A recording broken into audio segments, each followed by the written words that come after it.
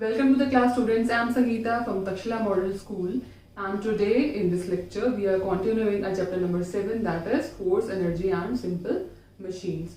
And the topic that we are continuing is types of forces. So please open page number 86 to find this topic. Okay, अपनी last class में हमने types of forces topic start कर दिया था जिसमें हमने frictional force cover कर लिया था.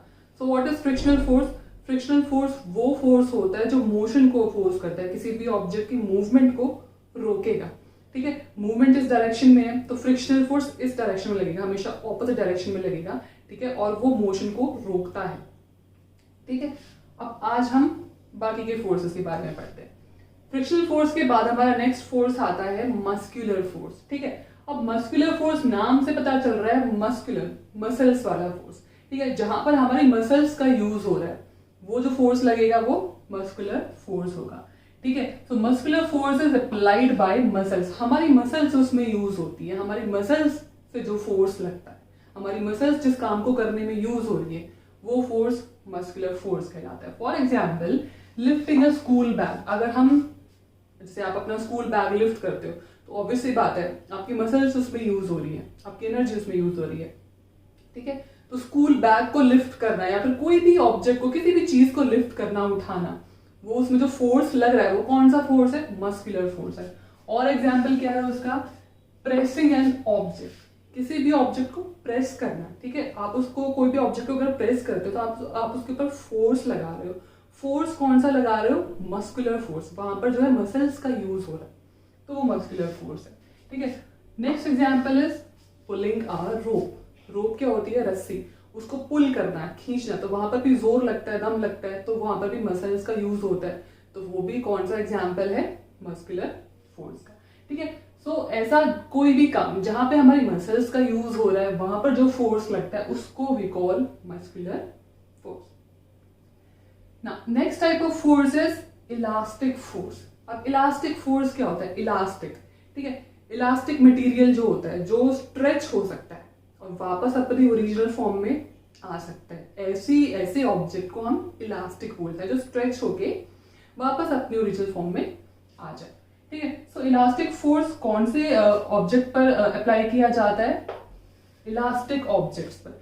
ऐसा ऑब्जेक्ट जो इलास्टिक हो, यानी कि जो स्ट्रेच हो सकता हो, खिंच सकता हो. ठीक है, जब कोई भी इलास्टिक ऑब्जेक्ट जब उसको हम स्ट्रेच करते हैं तो उसकी शेप बिगड़ जाती है, उसकी शेप बदल जाती है, लेकिन जब उसको हम छोड़ते हैं तो वापस वो अपने वाली पहले वाली शेप में आ जाती है. ठीक है, तो वहां पर हम जो फोर्स लगा रहे हैं वो इलास्टिक फोर्स है. चाहे एक तरह से हम कह सकते हैं कि यूज हमारी मसल्स का हो रहा है, लेकिन वहां पर ऑब्जेक्ट कौन सा है? ऑब्जेक्ट इलास्टिक है. तो किस तरह के ऑब्जेक्ट पर हम फोर्स लगा रहे हैं वो हमें देखना है. ठीक है, अगर ऑब्जेक्ट इलास्टिक है तो वो जो फोर्स लग रहा है उसका नाम फिर हम इलास्टिक फोर्स रखेंगे. ठीक है, फॉर एग्जाम्पल रबर बैंड. अगर हम रबर बैंड को स्ट्रेच करते हैं, रबर बैंड क्या होता है? इलास्टिक है, तभी वो जो है स्ट्रेच हो जाता है. हम उसको जब छोड़ते हैं तो वापस पहली वाली फॉर्म में आ जाता है. तो वहां पर कौन सा फोर्स लग रहा है? Elastic force. Next is spring. जो स्प्रिंग होती है, स्प्रिंग को भी हम स्ट्रेच कर सकते हैं. ठीक है, स्ट्रेच करने के बाद उसको हम छोड़ेंगे तो वापस पहले वाली फॉर्म में आ जाएगी. ठीक है, स्ट्रेच हो जाती है तो वो भी इलास्टिक होती है. तो वहां पर जो फोर्स लगा वो भी इलास्टिक फोर्स है. So next type of force is mechanical force. ठीक है, मैकेनिकल का मतलब यहाँ पर है मशीन्स के थ्रू. ठीक है, जो भी फोर्स, जो भी काम मशीन्स के थ्रू हो रहा है. ठीक है, मशीन्स के थ्रू जो काम हो रहा है वहां पर फोर्स मशीन से अप्लाई कर रही है. ठीक है, तो वो जो फोर्स होगा वो मैकेनिकल फोर्स कहलाए.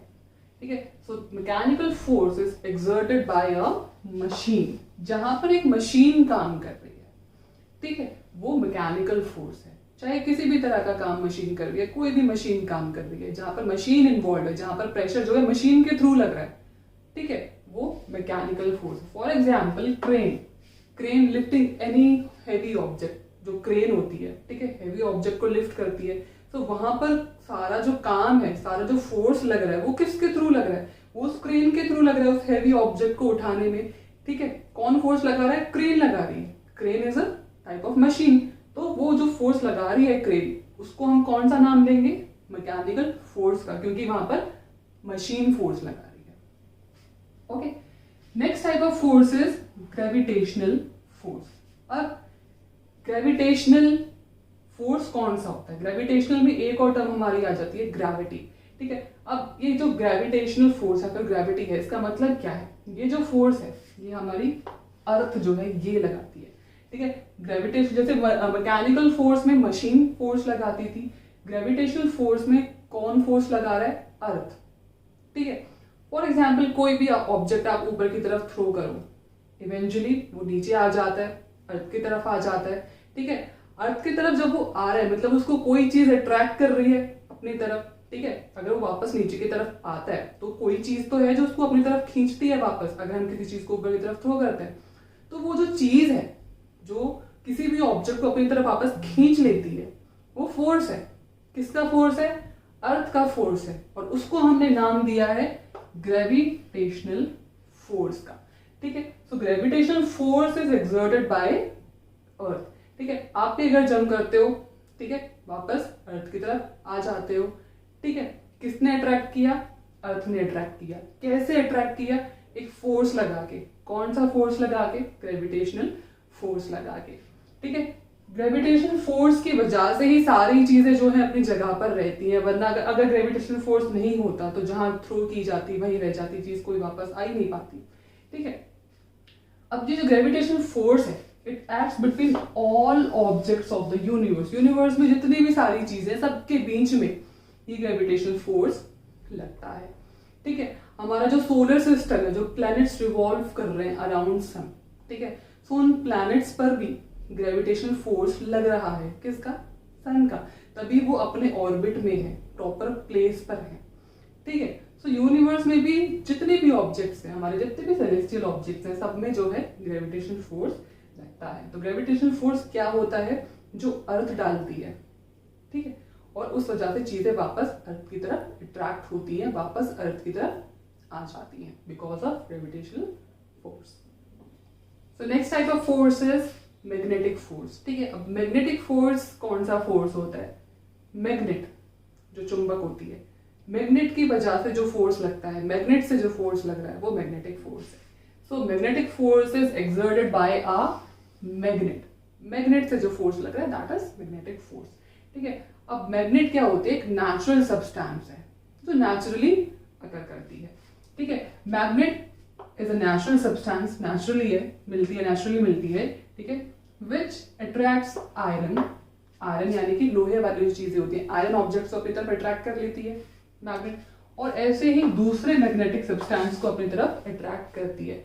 मैग्नेटिक सब्सटेंस कौन से होते हैं? मैग्नेटिक सब्सटेंस वो सब्सटेंस होते हैं जो मैग्नेट की तरफ अट्रैक्ट हो जाते हैं। आयरन है, और भी सब्सटेंस होते हैं जो मैग्नेट की तरफ अट्रैक्ट हो जाते हैं। ऐसे सब्सटेंस को हम मैग्नेटिक सब्सटेंस कहते हैं। अब मैग्नेट्स का यूज क्या है? मैग्नेट्स कहाँ कहाँ पर यूज की जाती हैं? मैग्नेट्स को हम रेफ्रिजरेटर डोर्स में यूज करते हैं, टीवी में यूज करते हैं, कंप्यूटर, स्पीकर्स, टॉयज एटसेट्रा, ठीक है। Now the last type of force is buoyant force. Buoyant force कौन सा फोर्स होता है? ठीक है, बायएंट फोर्स की हम पहले डेफिनेशन देखें तो it is an upward push of water on an object. Upward push, water का जो ऊपर की तरफ पुश लगता है यानी कि फोर्स लगता है, उसको हम एक एक्टिविटी से समझते हैं, ठीक है। फॉर एग्जाम्पल ये एक बकेट हमने यहाँ पर ली है which is full of water, ठीक है। इसमें हमने पानी जो है भर दिया है। ऊपर से एक मग है, एम्प्टी मग है, उसको उल्टा करके या सीधा करके कैसे भी उसको हम अगर अंदर डिप करने की कोशिश करें पानी में, यहाँ पर फोर्स लगाकर इस मग को अगर हम नीचे अंदर बकेट के अंदर पानी के अंदर इसको पुश करेंगे तो हम फील करते हैं कि नीचे से भी कोई पुश जो है लग रहा है उस ऑब्जेक्ट के ऊपर जो उसको ऊपर की तरफ पुश कर रहा है, ठीक है। अगर हम उसको नीचे की तरफ पुश करते हैं मग को तो हम फील करते हैं कि नीचे से पानी के अंदर से भी कोई फोर्स लग रहा है, और जैसे इसको हम रिलीज कर देंगे इसके ऊपर से अगर हम हाथ हटा देते हैं तो ये मग वापस से ऊपर की तरफ आ जाता है। तो वो जो मग है वो किस वजह से ऊपर की तरफ आ गया, ठीक है, कौन सा फोर्स अंदर पानी की तरफ से लगा है जिस वजह से जो मग है वो छोड़ते वापस ऊपर आ गया। वो जो फोर्स पानी की वजह से जो लगा है ऊपर की तरफ अपवर्ड, क्योंकि हम नीचे पुश कर रहे हैं और ये जो पानी के अंदर से जो फोर्स लग रहा है, ठीक है, वो ऊपर की तरफ लग रहा है इस मग के ऊपर, ठीक है। इस मग के ऊपर ये जो फोर्स लग रहा है यही फोर्स बायएंट फोर्स होता है। ठीक है, अब ये मग ऊपर की तरफ क्यों आ जाता है, क्योंकि ये जो फोर्स लग रहा है, ठीक है, दिस पुश ऑफ वाटर, ये जो फोर्स वाटर की वजह से जो एक्सर्ट हो रहा है वो इसके वेट से, इस मग के वेट से ज्यादा है। ठीक है, मग हल्का पड़ गया और ये जो यहाँ पर जो पुश लग रहा है वाटर का वो ज्यादा है, तो पानी ने एक तरह से ज्यादा फोर्स लगा दिया, तो वो मग वापस से ऊपर की तरफ आ जाता है। तो ये जो फोर्स लगा है किसका, वाटर का, ये जो अपवर्ड पुश है, ऊपर की तरफ जो वाटर ने पुश किया है इस मग को, ये जो अपवर्ड पुश है, अपवर्ड फोर्स इसको हम कह सकते हैं, ये होता है बायेंट फोर्स। इसको हम बायेंसी भी कहते हैं, अब बायेंसी या फिर बायेंट फोर्स। ठीक है, सो दिस अपवर्ड पुश और upward force exerted by water is buoyant force.